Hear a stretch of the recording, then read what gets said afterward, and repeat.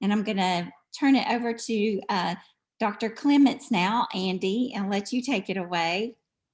Yeah, Andi is fine. And I can do a great transition from Becky to Andi, because the way I got into this a lot is because she did bring me on and we sort of hit the ground running, sounding the alarm about trauma and so forth. And a parallel to that, actually working through one of her programs, the High Risk, High Need Felony Offenders with Addictions program, I began mentoring folks who had struggled with addiction, had been incarcerated and so forth. And so that is where I set this life goal. I actually have two. One is to solve addiction, and the other is to reform the criminal justice system. And so I'm kind of working on them in sequence right now, but both of them are near and dear to my heart, because I got to know the actual people who were living in this, which is what we want to encourage people to do. And so this, because I'm a Christian, and it's like, why not do what you know? And I'd already been doing religiosity and health research. And so I and several other people, it is not just me, decided that a good thing to begin to work toward is to equip the faith community to be the army to help wrap around people. I'm going to use all my buzzwords, wrap around people who are struggling with addictions and their families, and help to not just offer some alternatives, but also kind of parallel things going as they may be experiencing other kinds of treatment and recovery and so forth. Because we have science that shows over and over this support from others, and this connection with others is so beneficial for people to get into treatment, to prevent drug problems to begin with, and also in their recovery. And I do want to briefly mention the layman's terms of the thing I put in my bio about the theory of connection. And I'm going to just very quickly say that, and anybody who is geeky enough to want to contact me afterwards, we can talk for hours.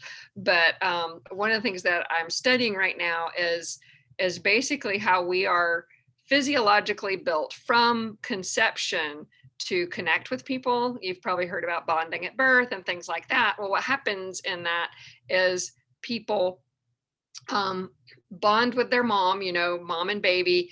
They both produce opioids in their own bodies. They have opioid receptors, and they produce their own opioids. And what I think is happening through this traumatic upbringing or neglect or whatever in a household where there is substance use, or a person is absent absent from the home due to incarceration or whatever, those are ACEs. We know those are ACEs, but that may be physiologically causing those natural receptors to be empty. So when that person later uses a drug of some sort, and we know it's not just opioids that activate that, it's like, oh, there's that mother love I never had. And so it's like our bodies are geared to that. But then once that's hijacked by actual opioids, that's filling a need that probably was caused by our bodies not bonding with people like they're supposed to, and so forth. So what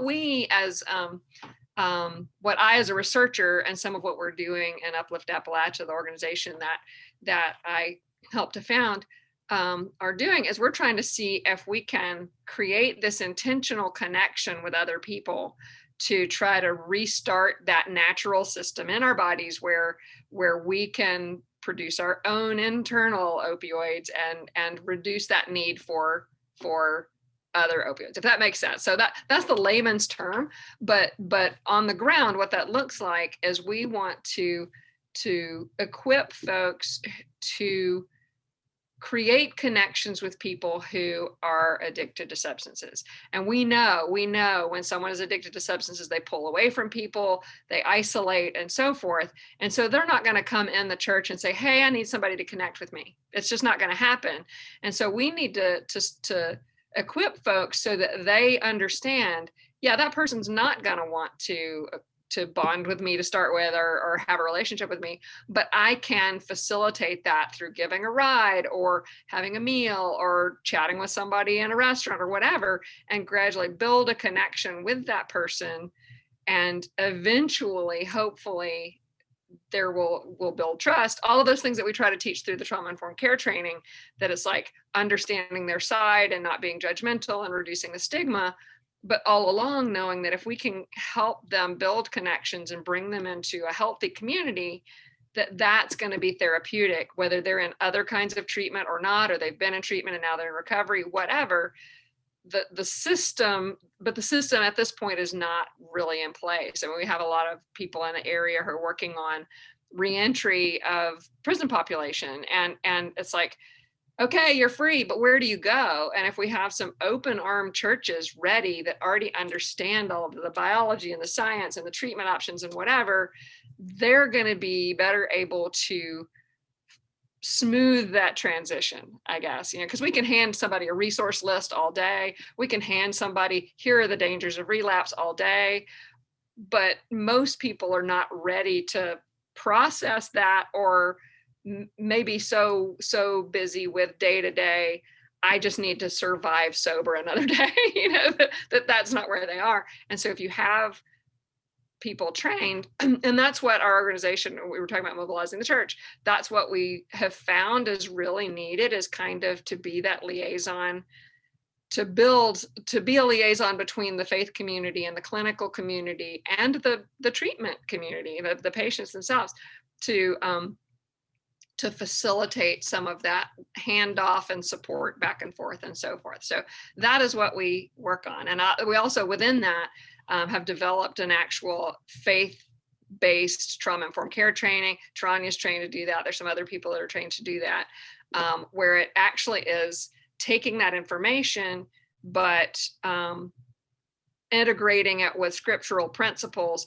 to help, because a lot of times the faith community is like, ooh, that's like some voodoo. I was like, at the beginning, I was like, is there science behind that? What is that? I wanted to know, is this really true? But to take that and we've integrated it with, here is how this is scripturally, based anyway, it aligns well. And what we want to do is do that with lots of things. It's like help the church to see, okay, these are treatment options, and here is how this does or does not, the pieces of it that do or do not align with your faith. And that's going to help the church to trust some of those things going on in treatment. And so you don't have one person saying, don't do that, and the other saying, don't do that. We want the groups working together. And so we're trying to be a liaison between all of these folks. So